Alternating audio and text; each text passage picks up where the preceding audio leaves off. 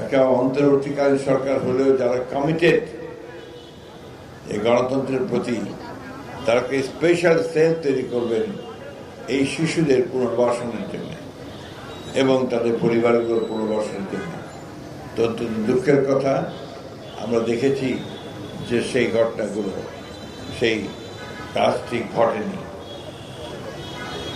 আমি আজকে আপনাদের সামনে এই একটু বলতে চাই যে আমরা রাষ্ট্রের পরিবর্তন চাচ্ছি, কাঠামোর পরিবর্তন চাচ্ছি, আমরা সংস্কার চাচ্ছি। তো সেই সংস্কার, সেই কাঠামো যদি আমার মানুষের সার্বিক উন্নয়নে না আসে, আমাদের এই শিশুদের ভবিষ্যৎকে নির্মাণ করতে সাহায্য না করে, তাদেরকে একটা নিরাপদ সিকিউর জীবন দিতে না পারে, তাহলে সেই সংস্কার কোনো কাজে আসবে বলে আমি মনে করি না।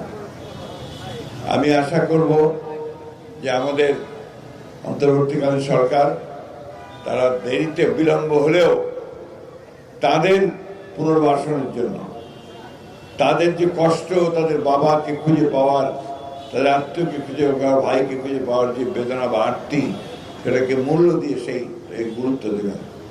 একটা কমিশন করা হয়েছে, গুণ কমিশন। সেই গুণ কমিশন এখন পর্যন্ত ওদের একটা রিপোর্ট দাখিল করেছে, কিন্তু তাদের এই যে খোঁজ করা, সেই খোঁজ করার পরে খুব বেশি একটা এগুতে পেরেছে বলে আমার কাছে মনে হয় না। আমরা বক্তব্য বাড়াবো না, এখানে অনেক রৌদ্র, বাচ্চারা কষ্ট পাচ্ছে।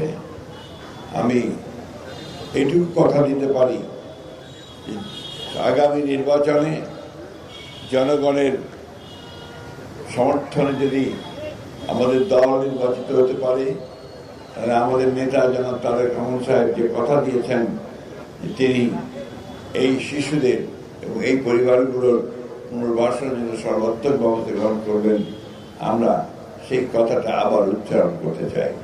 কারণ তিনি ইতিমধ্যে আমাদেরকে দলকে নিয়ে, যে আমরা আপনার বিএনপি পরিবার অথবা মায়ের ডাককে সাথে নিয়ে তিনি কাজ করেছেন। সঠিক মাত্রার কার্বন কম্বিনেশন বৃদ্ধি করে পাইপের ডাক্টিলিটি ও হেভি লোড নেয়ার ক্ষমতা। Falcon MS pipe.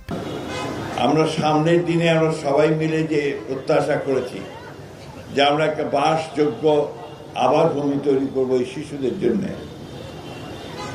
যে শিশুটি এখানে প্ল্যাকার্ড নিয়ে এখনো দাঁড়িয়ে থাকে, তার বাবাকে ফিরে পাবার জন্য, আমি জানি না আমরা তার বাবাকে ফেরত দিতে পারবো কিনা, কারণ সে বেঁচে আছে কিনা আমরা জানি না, কিন্তু এইটুকু তো আমরা করতে পারি যে তার ভবিষ্যৎ নির্মাণের জন্য, তার জন্য একটা সুন্দর জীবন হয়, সেই জীবন তৈরি করার জন্য আমরা কাজ করতে পারি।